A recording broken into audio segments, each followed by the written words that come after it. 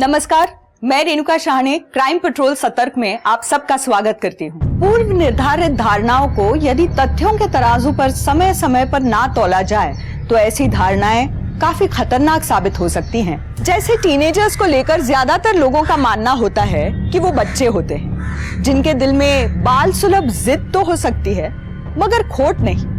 ये बात एक हद तक सच भी है, लेकिन जब हम इतिहास के पैमाने पर आज की तारीख में टीनेजर्स के द्वारा किए जाने वाले अपराधों का अवलोकन करते हैं तो ये बात भी सामने आती है कि आज टीनेजर्स मानव इतिहास के किसी भी दौर की तुलना में बहुत ज्यादा अपराध कर रहे हैं। आधुनिक जीवन शैली, टीनेजर्स की महत्वाकांक्षाएं और उनके परिवारों की इग्नोरेंस का कॉकटेल टीनेजर्स को अपराध की तरफ ढकेल रहा है और एक पूरी पीढ़ी उजाले की तलाश में अंधेरों से घिरती जा रही है।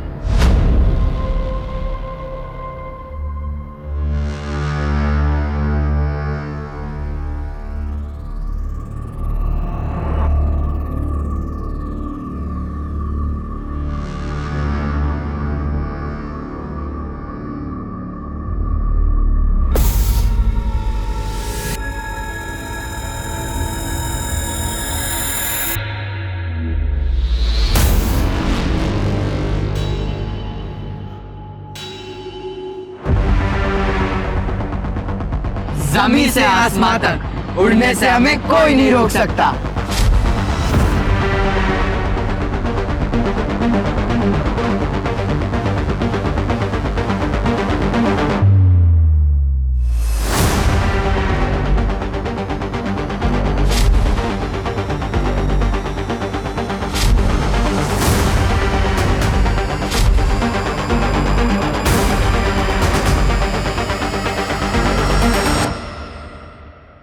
अरे बेटा, क्या हुआ आपको? आपको हॉस्पिटल लेके चलूं क्या? नहीं अंकल, वो खाया नहीं था ना, इसलिए चक्कर आ गया। ठीक हो ना अभी? हाँ, थैंक यू।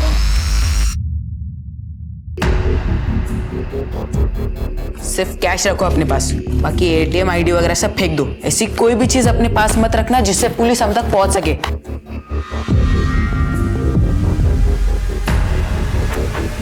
अबे आज तो बहुत माल हाथ लगा है। तेरे स्कूल की फीस का जुगाड़ हो गया।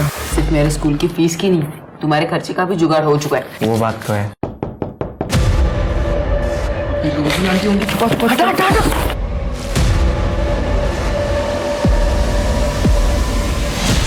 बच्चा पार्टी, इट्स टी टाइम, और टी के साथ केक भी। अरे आंटी, इतना तो इनके घर वाले भी ख्याल नहीं रखते होंगे जितना आप इनका रखती हो। कसम से आप नहीं होती ना तो मैं बाल बाल के मर जाता। मैं चुप बुक्कड़। आंटी अब पूरे दिन हम लोग के लिए खाना बनाती रहती है, इतना मत परेशान हुआ कीजिए अब हम लोग के लिए। चुप चुप चुप चुप चुप। मुझे तुम लोग सब बताओ, एक मदर अपने बच्चों को खाना बना के खिलाने में कभी टायर्ड होती है क्या? नहीं ना। और तुम लोग और क्या खाओगे? हाँ, क्या क्या क्या क्या? समोसे। मैंने बनाए समोसे, अभी लेके आती हूँ। ले पकड़। हाँ। मेरा शेयर? हाँ हाँ, तुम्हारे शेयर्स तो सबसे बड़े होने चाहिए, आखिर तुम हमारे बिजनेस मॉडल की सेल्स गर्ल हो। हाँ वो तो है। ये ले, ये। पता है मुझे क्या चाहिए? बहुत रिस्क है उसमें। चुप रहे। रिस्क तो चोरी में भी है, फिर भी कर रहे हैं ना। बहुत ज्यादा रिस्क है उसमें। रिस्क कितना भी बड़ा हो, हम अभी 18 के नीचे हैं। पकड़े भी गए तो जुवेनाइल होम में तो जाएंगे। जुवेनाइल होम मतलब वही ना, बाल सुधार गृह? हाँ, बाल सुधार गृह। देख, अभी तुम लोग की चॉइस है, अपनी पूरी जिंदगी ऐसी छोटी मोटी चोरियां करनी है या अपनी जिंदगी शान से जीनी है। जमीन से आसमां तक उड़ने से हमें कोई नहीं रोक सकता।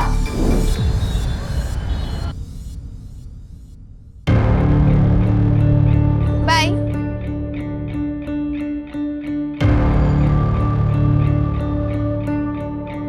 अवनी, कौन था वो लड़का? अरे पापा, अनुज होगा। अवनी के ही स्कूल में पढ़ता है, रोज आता है इसे छोड़ने, है ना अवनी? क्यों आता है वो छोड़ने? कौन लगता है वो तेरा? पापा दोस्त है। ये लड़कों से दोस्ती मेरे घर में नहीं चलेगी। अगले टाइम उसके साथ भी देखा ना तो काट के फेंक दूंगा। अच्छा सुनिए,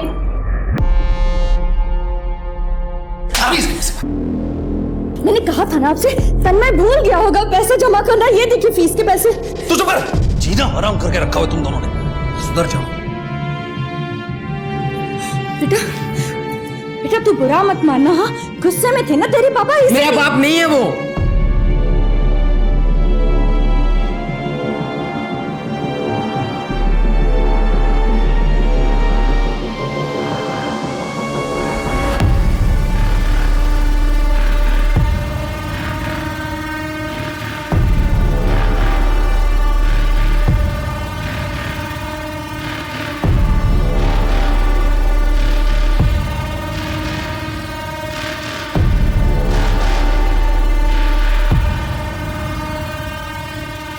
जितने भी टीवी शोज है, फिल्म है, सब में यही दिखाते हैं कि अगर मोबाइल ना हो तो पुलिस किसी को पकड़ पाएगी, और हम इसी मोबाइल के हेल्प से ऐसा प्लान बनाएंगे कि पुलिस हमें जेल क्या बाल सुधा गृह भी नहीं भेज पाएगी। वो सब तो ठीक है, पर प्लान क्या है? प्लान का स्टेप 1 हमारे दोस्ती के बारे में सिर्फ उतना ही पता होना चाहिए जितना हम उन्हें बताना चाहें। इसलिए आज से एक दूसरे को सिर्फ 1-2 रेगुलर कॉल्स ही करने हैं, बाकी इंटरनेट कॉल्स करने हैं, क्योंकि उसे ट्रैक कर पाना मुश्किल होता है। तो इंटरनेट कॉल्स ही कर लेते हैं ना, नॉर्मल कॉल्स की जरूरत क्या है? नहीं, अगर रेगुलर कॉल्स करना एकदम ही बंद कर दिया तो पुलिस को शक हो सकता है। तो प्लान ये है,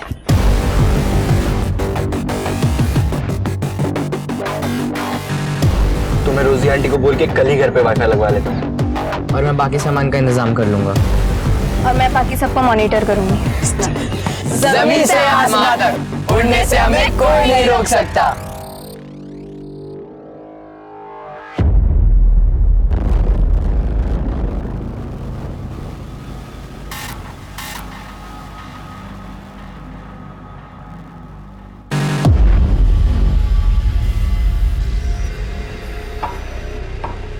मम्मी, मम्मी कोई है बाहर? प्लीज दरवाजा खोलो। मम्मी, कोई है बाहर? प्लीज प्लीज दरवाजा खोलिए। क्या हुआ तन्मय? आंटी आंटी प्लीज दरवाजा खोलिए ना आंटी, प्लीज।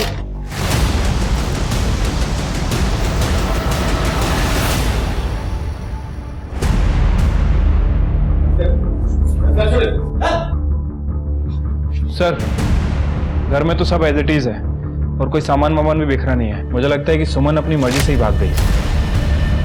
सर, मम्मी अपनी मर्जी से कहाँ जाएगी, और अगर गई भी होती तो मुझे बता कर जाती। पड़ोसियों से पूछताछ करो, हो सकता है किसी ने कुछ देखा हो। ठीक है सर। तन्मय, सब कुछ डिटेल में बताओ। सर, परसों रात 9 बजे तक मैंने खाना खा लिया था और फिर मैं अपने कमरे में चला गया सोने के लिए। फिर मैं सीधा कल दोपहर 1 बजे उठा। मम्मी, मम्मी, मम्मी कहाँ चली गई?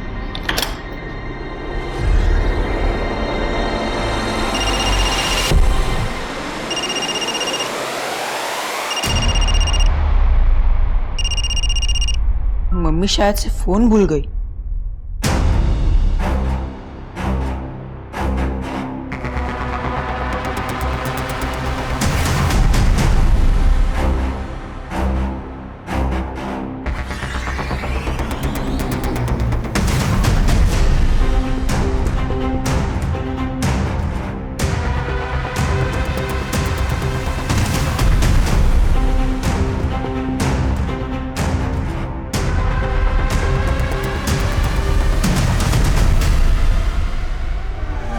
परसों रात 9 बजे से कल दोपहर 1 बजे तक, और कल शाम 5 बजे से आज सुबह 7 बजे तक 30 घंटे सोए हो तुम हमेशा इतनी ज्यादा नींद लेते हो क्या?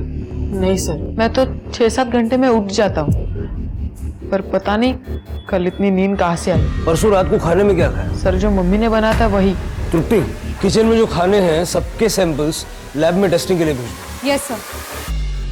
सर, इनका कहना है कि इन्होंने परसों रात के 10 बजे के आसपास घर में किसी को आते हुए देखा था। बताइए।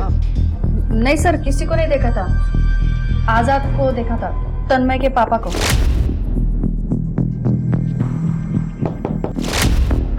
आजाद अंकल मेरे पापा नहीं है।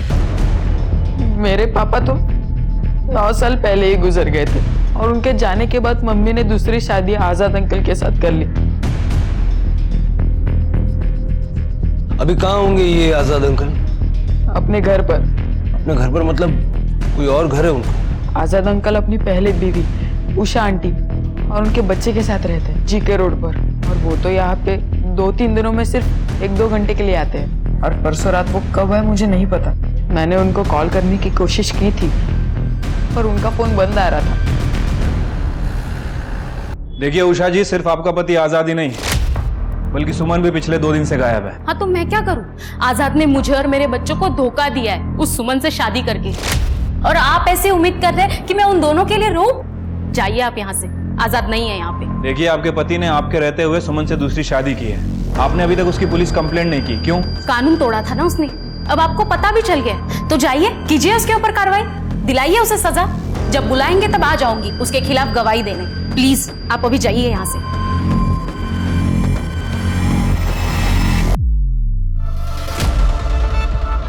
तेरे मामा मामी कब निकल रहे? 3 दिन बाद। ठीक है। सर, किचन के रखे खाने में तो कुछ भी नहीं मिला, लेकिन फ्रिज में रखी मिठाई में हेवी डोज मिली है नींद की दवाई का। और सर, पड़ोसियों का भी कहना है कि फैमिली में काफी लड़ाई झगड़े होते थे। आजाद का अपनी बीवी सुमन के साथ बिल्कुल नहीं पटता था। आजाद काफी हॉट हेडेड था। सर, सिर्फ सुमन ही नहीं, आजाद की अपनी दूसरी बीवी उषा के साथ भी बिल्कुल नहीं बनती थी। उषा ने आजाद के बारे में बात करने से भी मना कर दिया। और सर, मैंने उसके कॉल रिकॉर्ड्स चेक किए हैं। उसका फोन रात के 3 बजे तक सुमन के घर पर ही एक्टिव था, और उसके बाद उसका फोन तकरीबन 5 बजे के आसपास हाईवे पे बंद हो गया। वैसे मैंने हाईवे पुलिस को अलर्ट कर दिया है, वो लोग उसकी कार को ट्रेस करने की कोशिश कर रहे हैं। तन्मय को थाने बुलाओ और जिस पॉइंट पे आजाद का फोन स्विच ऑफ हुआ था वहां जाके चेक करो। ठीक है सर।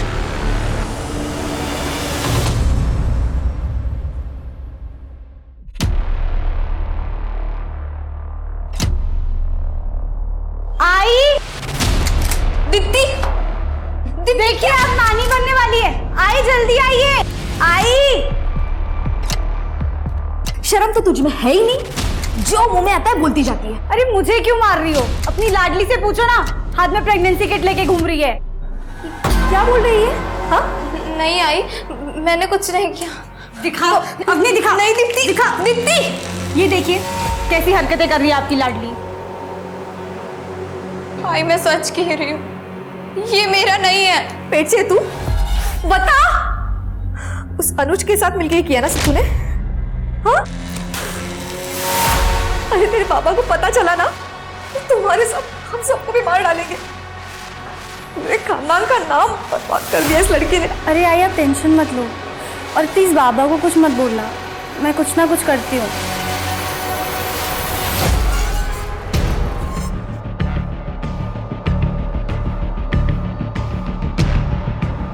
इन दोनों को कभी इस एरिया में देखा है? सर, इन दोनों को तो नहीं देखा, लेकिन सुबह सुबह 2 दिन पहले यहीं पर ये सफेद रंग की सेम ऐसे ही गाड़ी देखी थी। कहाँ देखी थी? सर, इस रास्ते से जा रही थी। गाड़ी का नंबर देखा तुमने? नहीं सर, नंबर तो ध्यान नहीं दिया। ठीक है, थैंक यू। तृप्ति, कुछ बताया उन लोगों ने? इसका कहना था कि इसने 2 दिन पहले यहाँ पे एक कार को देखा था, और मार्केट जाने का केवल एक यही रास्ता है। एक काम करो, वहाँ दुकानों का CCTV फुटेज चेक करो, शायद किसी फुटेज में आजाद की कार जरूर कैप्चर हुई होगी। हाँ सर, वो मिठाई आजाद अंकल ही लाए थे और वो मैंने खाई थी। तन्मय, उस मिठाई में नींद की दवा मिलाई गई थी ताकि तुम गहरी नींद सो जाओ। इसके 2 ही मतलब हो सकते, या तो तुम्हारी मम्मी अपनी मर्जी से आजाद अंकल के साथ कहीं चली गई है, या फिर आजाद अंकल ने उनको किडनैप कर लिया। अगर तुम ऐसा कुछ भी जानते हो जो तुम हमें नहीं बता रहे हो तो यही वक्त है बता दो, क्योंकि जितना जल्दी तुम सच बताओगे उतना जल्दी हम तुम्हारी मम्मी को ढूंढ पाएंगे।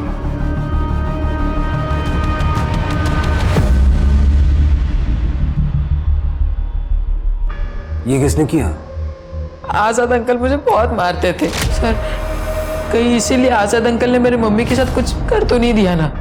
तन्मय, तुम घर जाओ, जैसे कुछ पता चलेगा हम तुम्हें बताएंगे। और चिंता मत करना, तुम्हारी मम्मी को हम ढूंढ निकालेंगे। जाओ, संभाल के जाना।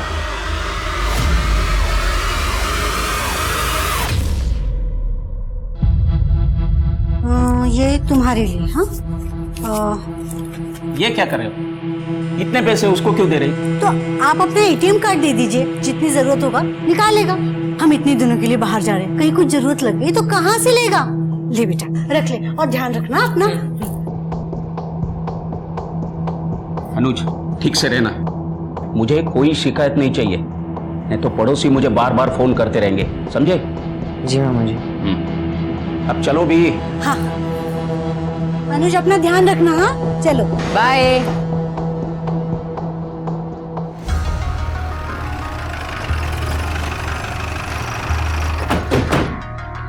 रोजी आंटी ने तुम लोग को निकलते तो नहीं देखा रूम से? नहीं नहीं, ये वक्त उनके सोने का है और उनके हिसाब से हम लोग अभी मेरे रूम में। हमारे फोन भी वही पड़े हैं। अवनी तू रूम पर पहुंचेगी तो मेरा और ऋषि का फोन मिलेगा तुम्हें, मगर रोजी आंटी का जगने से पहले तुम्हें वहाँ पे पहुंचना पड़ेगा। ओके। अनुज तुम अपना सेलफोन ऑफ मत होने देना। सब अपनी अपनी घड़ियां मिला लो। अब एग्जैक्ट 1 बज रहे, 1 सेकंड भी ऊपर नीचे नहीं होना चाहिए। परफेक्ट 2 बजे तू मेरे फोन पर कॉल करेगा अवनी को। और अवनी फोन उठाकर एटलीस्ट 20 सेकंड तक मुझसे बात करना। हेलो अवनी, हाँ इधर सब ठीक है, तुम लोग उधर पहुंच गए? हाँ तुम्हारे फोन आने के 1 घंटे बाद यानी कि 3 बजे मैं ऋषि के फोन से तुम्हें वापस फोन करूंगी रोजी आंटी के घर आने के लिए। हेलो, मैं बस निकल रहा हूँ और मैं एग्जैक्ट 3:30 बजे यहाँ से निकलकर 4 बजे तक रोजी आंटी के घर पहुँच जाऊँगा। तब तक रोजी आंटी उठ भी चुकी होंगी और वो मुझे रूम में आते हुए देख भी लेंगी। रोजी आंटी, आपके हाथ की चाय पीने की तलब लगी है। तू रूम में जा, मैं लेके आती हूँ। ठीक है।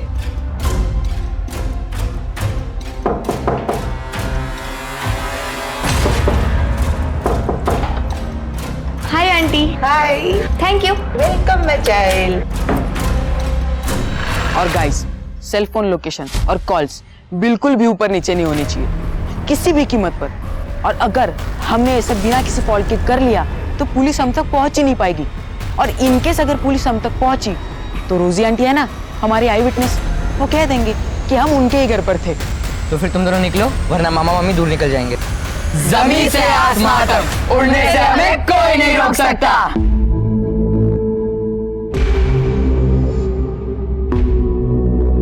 ये वो रहे मामा मम्मी की गाड़ी, पर गाड़ी अब मत रोकना, पटवाड़ी आने तो फिर रोकते।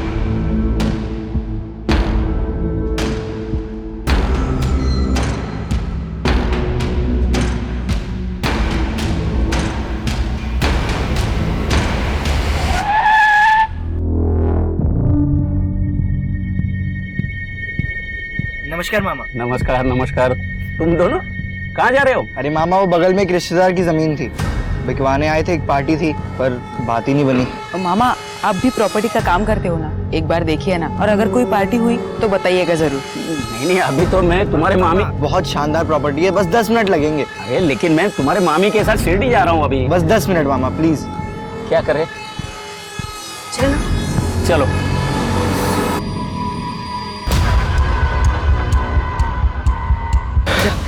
और तुम नमक और सामान लेके आ सकते।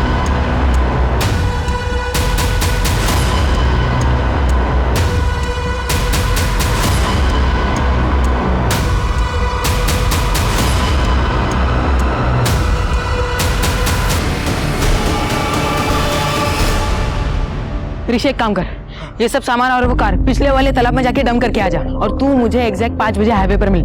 तब तक मैं अपनी कार हाईवे से आगे ले जाकर वापस ले आता हूँ, जिससे कि पुलिस अगर हमें सीसीटीवी से ट्रैक करने की कोशिश करे तो हमारा रूट मामा की कार से मैच नहीं होगा। ठीक है? ठीक है, मैं आता हूँ।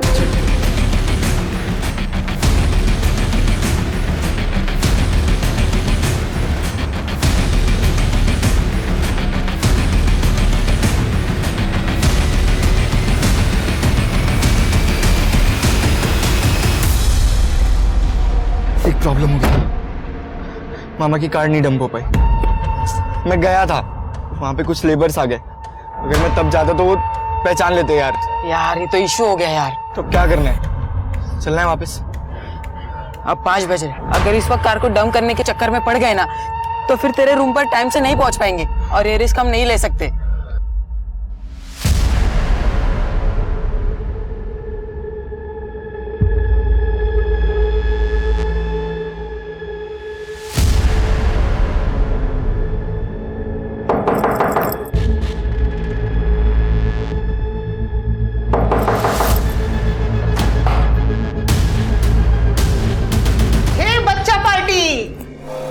मैं डिनर बनाने जा रही हूँ। Special requirement?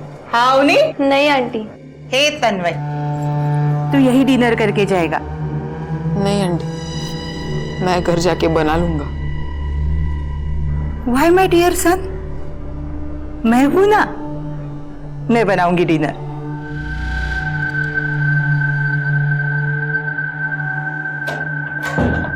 सब कॉल वॉल तो हमने कर लिया, पर तुम लोग गाड़ी नहीं डंप कर पाए। प्रॉब्लम में फंस गए। प्रॉब्लम में तब फंसेंगे जब हम पुलिस से भागने की कोशिश करेंगे, और हम भागेंगे ही नहीं बल्कि पुलिस को भगाएंगे।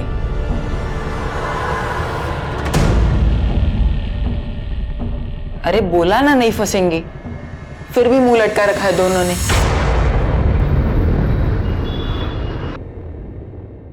जी वो मुझे पता करना था कि यहाँ पे। अरे मैडम क्या पता करना है, जल्दी बोलो ना, सारा दिन थोड़ी ना मेरे पास और भी काम होते हैं मुझे। जी वो यहाँ पर अबॉर्शन होता है क्या? सर रात होने की वजह से फुटेज साफ नहीं है, लेकिन इसमें आजाद की कार कैप्चर जरूर हुई है। ये देखिए। शिरके, मार्केट से जाते हुए गाड़ी में 2 लोग हैं, एक आदमी और एक औरत, लेकिन वापसी में पैसेंजर सीट खाली है। मतलब आजाद सुमन को डंप करने वहां गया। सर तन्मय आया है। सर मेरे मम्मी का कुछ पता चला? 5 दिन हुए उन्हें गए हुए। तन्मय, तुम्हारी मम्मी को ही ढूंढ रहे हैं हम। चिंता मत करो, घर जाओ, ठीक है?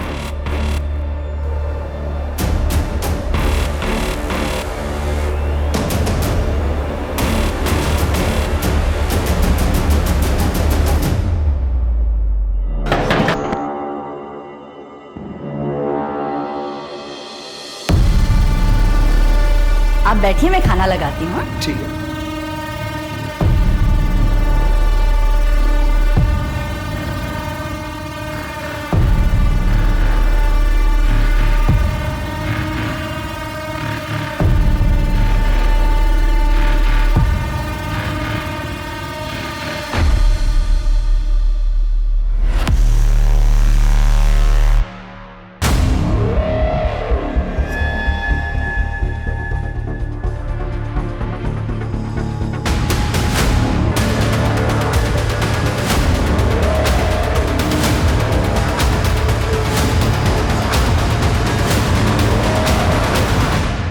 सोचिए, ये बच्चे अभी 18 साल के भी नहीं हुए थे, मगर उन्होंने एक बेहद शातिर योजना बनाकर अपने ही परिवार के 4 सदस्यों की हत्याएं कर दी थी। एक ऐसी योजना जिसमें उन्होंने वर्तमान में ही पुलिस के द्वारा भविष्य में उठाए जा सकने वाले हर संभावित कदम का ख्याल रखकर एक परफेक्ट क्राइम को अंजाम देने की कोशिश की थी। लेकिन जैसा कि कहते हैं, कोई भी क्राइम परफेक्ट नहीं होता है, वैसे ही केशव और मालती के परफेक्ट मर्डर में एक इम्परफेक्शन रह गया था।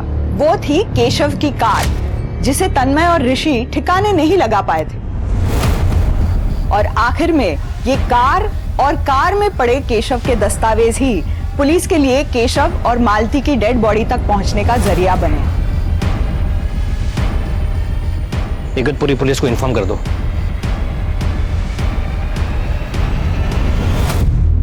Mummy, mummy.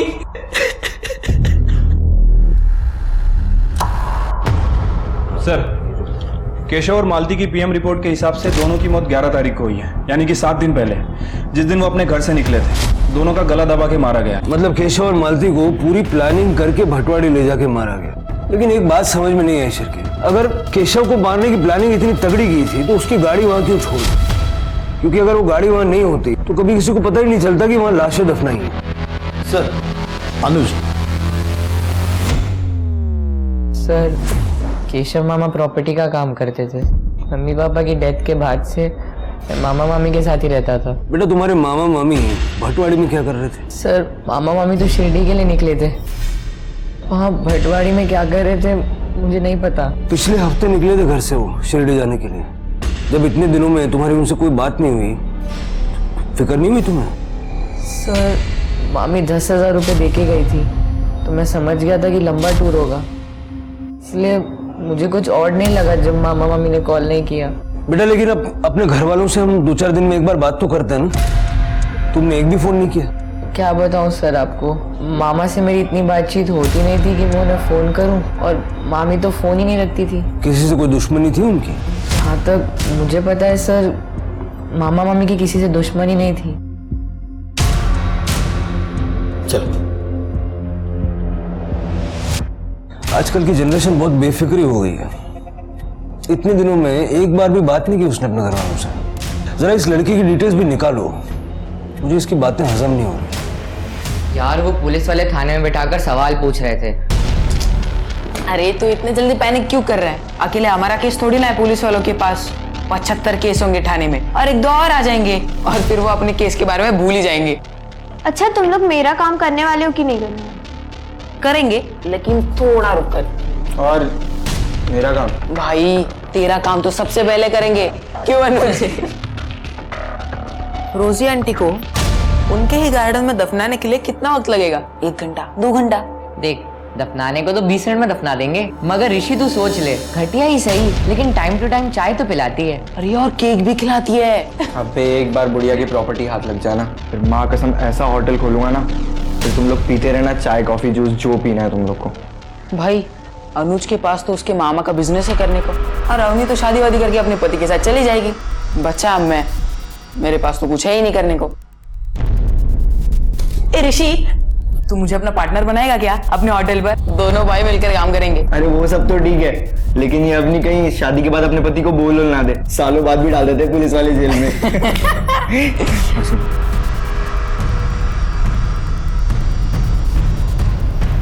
अभी जल्दी बैठो। जमीन से आसमान तक उड़ना है ना, या फिर ख्याल ही छोड़ दिया?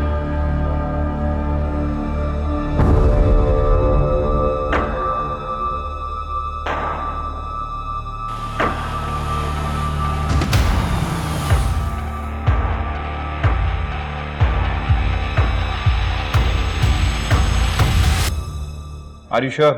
Yes sir. On 13 August, Anuj was here. उसका दोस्त ऋषि मेरे पास रेंट पे रहता है, वो उससे ही मिलने आया था। आपके हाथ की चाय पीने की तलब लगी है। तो रूम में जा, मैं लेके आती हूँ। ठीक है सर, केशव और मालती के मर्डर वाले दिन अनुज यहाँ शिवाजी नगर में अपने दोस्त ऋषि के घर था। ऋषि के मकान मालिक ने कंफर्म किया है सर। ठीक है सर, एक लड़की की लाश मिली है।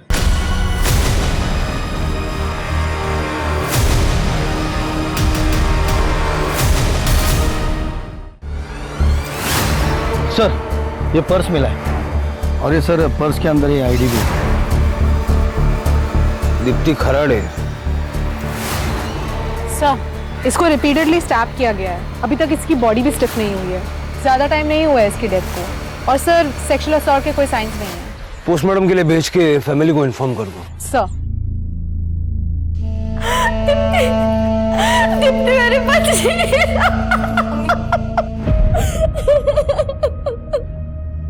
सर, दीप्ति की पीएम रिपोर्ट बहुत ही शॉकिंग है।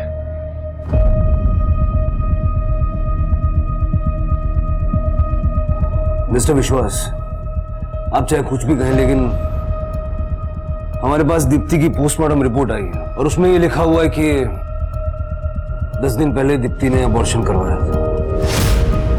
आप बता सकते हैं कि उसके होने वाले बच्चे का पिता कौन हुआ? अवनी, तुम जानती हो इस बारे में? मैं दीप्ति के प्रेगनेंसी के बारे में तो कुछ नहीं जानती, मगर उसके कॉलेज में एक लड़का था, रजत, वो शायद उसका बॉयफ्रेंड था।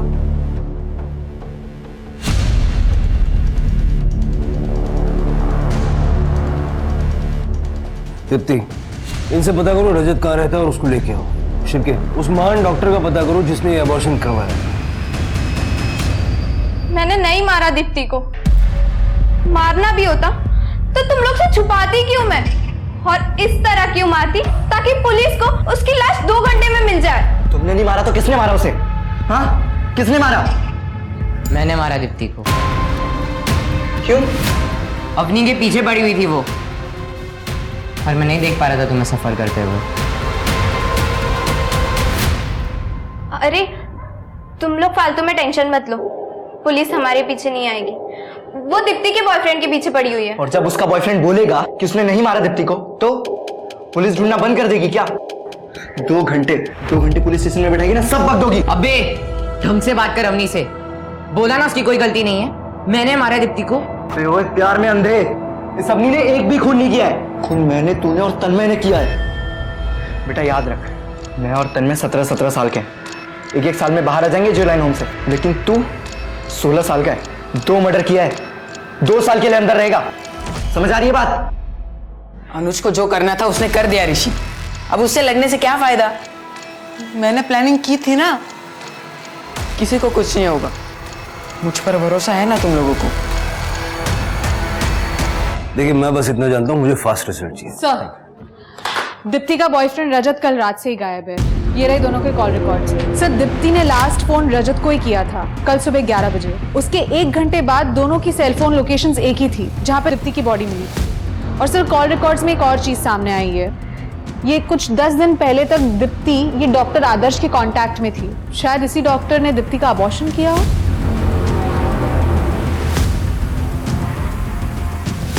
इन्हें तो जानते ही है ना।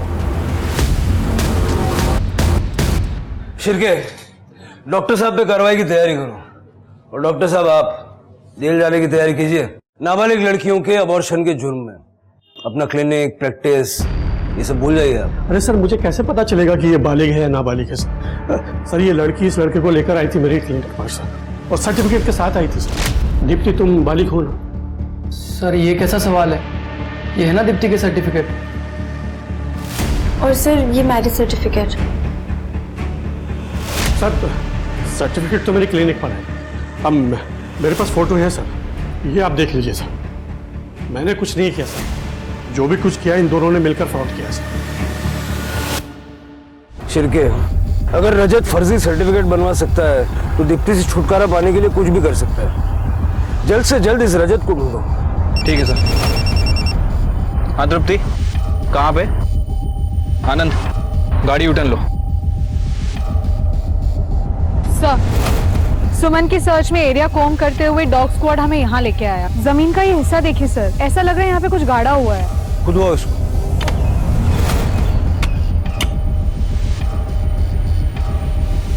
एक मिनट रुक जाओ।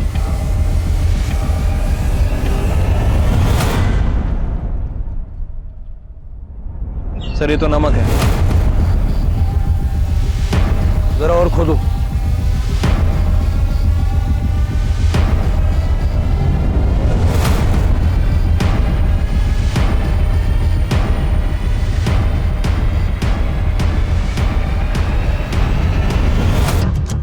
सर ये तो आजाद है। अभी तक तो हम इसे कल्पित मान के चल रहे थे, लेकिन अभी खुद विक्टिम है। सिर्फ ये नहीं शिरके, सेम इसी तरह से अनुज के मामा मामी केशव और मालती को एक गड्ढे में नमक डाल के एक साथ ही दफनाया, और ये आजाद सुमन, इनके केस में कोई कनेक्शन तो नहीं है? तन्मय, अनुज, ऋषि और अवनी ने अपने द्वारा की गई हत्याओं को छुपाने के लिए अपनी सारी शातिर बुद्धि लगा दी थी, मगर अब नमक ही इन 2 मामलों के बीच का पुल बन गया था। और जब पुलिस ने अनुज के मामा मामी यानी केशव, मालती और तन्मय की मां सुमन और आजाद के मामले को एक दूसरे से जोड़कर अपनी जांच की, तो कुछ सिरे ऐसे थे जो अपने आप ही पुलिस की पकड़ में आ गए। तुम तीनों दोस्त हो, और तुम तीनों के घर में ट्रेजेडी हुई है, वो भी 1 महीने के अंदर। किसी के भी मन में ये बात आएगी कि तीनों हादसों के बीच कोई ना कोई कनेक्शन है। पर सर क्या कनेक्शन है? तुम बताओ क्या कनेक्शन है? ऐसा कुछ है जो तुमने नहीं बताया?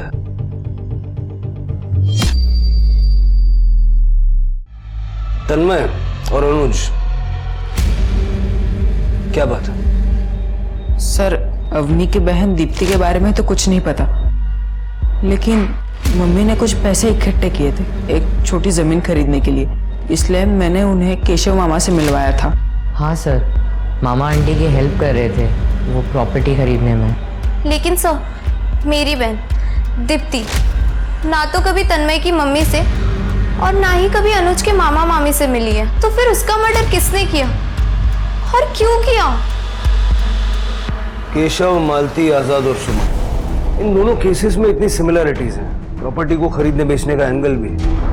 लेकिन दीप्ति का मर्डर एकदम अलग तरीके से किया गया, और किलर ने दीप्ति की बॉडी को छुपाने की कोई कोशिश नहीं की। एक काम करो शिरके, ये प्रॉपर्टी वाला एंगल क्या है जरा चेक करो। और रजत की कोई खबर नहीं है, वो कहाँ है? सर हम उसे ढूंढ रहे हैं, जल्दी हमारी गिरफ्त में होगा।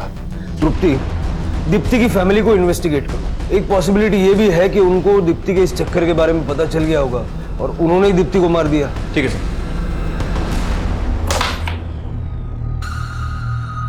भाई देख, ओए, इससे पहले कि पुलिस हम तक पहुंचे, रोजी आंटी के लॉकर में जितने पैसे उन सबको लेके यहाँ से भाग जाते हैं, प्लीज। एक बार भागे ना तो जिंदगी भर भागते रह जाएंगे।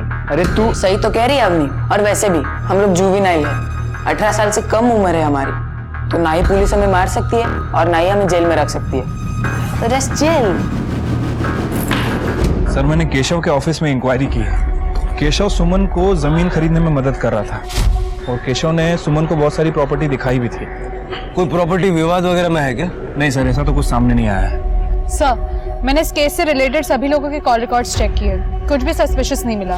सुमन और आजाद के गायब होने वाली रात तन्मय की लोकेशन अपने घर की थी, जबकि अनुज और अवनी अपने घर में। और मालती और केशव के मर्डर वाले दिन तीनों, अनुज, अवनी और तन्मय, अपने दोस्त ऋषि के घर में थे, शिवाजी नगर में। और दीप्ति के मर्डर वाले दिन की लोकेशन? सर सबकी सेम ही है। इनफैक्ट मैंने दीप्ति के पेरेंट्स की भी लोकेशन चेक की। दीप्ति के फादर उसके ऑफिस में थे और माँ उसके घर पे थी।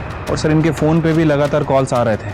मतलब ये भी नहीं कह सकते कि इनमें से कोई भी अपना फ़ोन घर पे छोड़ के गया था। जब सब कुछ क्लियर है तो हमसे क्या छूट रहा है, खासकर दीप्ति के मर्डर केस में? दीप्ति को मारने का तरीका औरों से अलग क्यों? सर, लॉयर देशपांडे साहब वाले आपको मिलना चाहते हैं। ये क्या बकवास है? बकवास नहीं है, कोर्ट का ऑर्डर है। अगली बार अगर आपको मेरे क्लाइंट्स अनुज सिरोही और तन्मय गावड़े से बात करनी हो तो पहले आप मुझे इन्फॉर्म करेंगे। मेरे दोनों क्लाइंट्स ऑर्फन है और माइनर भी। एक तो पहले ही वो अपने रिलेटिव्स के अनटाइमली डेथ के सदमे से स्ट्रगल कर रहे हैं, इसीलिए कोर्ट का ऑर्डर इशू करवाया मैंने। शिरके, इन केसेस को रिविजिट करो। इन बच्चों का कुछ ना कुछ कनेक्शन है इन केसेस के साथ, वरना इतने ज्यादा प्रोएक्टिव नहीं हो। नजर रखो इनको। सर भटवाड़ी के खंडर की तरफ जाने वाले रास्ते पे कहीं भी सीसीटीवी नहीं है, लेकिन सर उस रास्ते से लगभग 1 किलोमीटर दूर 2 सीसीटीवी कैमरे हैं और उन दोनों का बीच का डिस्टेंस लगभग 1 किलोमीटर है। ये पहले कैमरे की फुटेज है सर, ये देखिए। और 2 घंटे बाद ये दूसरे कैमरे का फुटेज देखिए सर। इसमें केशव की कार गायब हो गई, लेकिन वो दूसरी कार पास हुई है। 1 किलोमीटर का डिस्टेंस कवर करने में इस गाड़ी को 2 घंटे लग गए। शिरके, इस गाड़ी की डिटेल्स निकालो। तृप्ति, तुम्हारे लिए काम है। सर, एक मिठाई वाले का पता करना है। जी मैडम, मैं जानता हूँ इसको, रेगुलर कस्टमर है मेरा, अक्सर आता है दुकान पे। सर जो सीसीटीवी फुटेज में दूसरी कार दिखी थी वो एसडी गैरेज में बनने के लिए गई थी। वो गैरेज का जो मैकेनिक है वो अनुज का दोस्त है, इसी वजह से 13 तारीख को वो वहां से कार लेके गया था। और सर मिठाई वाले ने तन्मय को पहचान लिया है। मिठाई लेने तन्मय गया था आजाद में।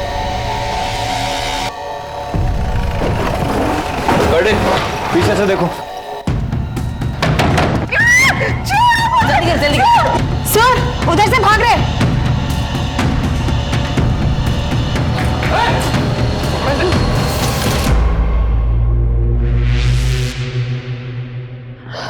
आप ठीक तो है ना? मैं इन बच्चों को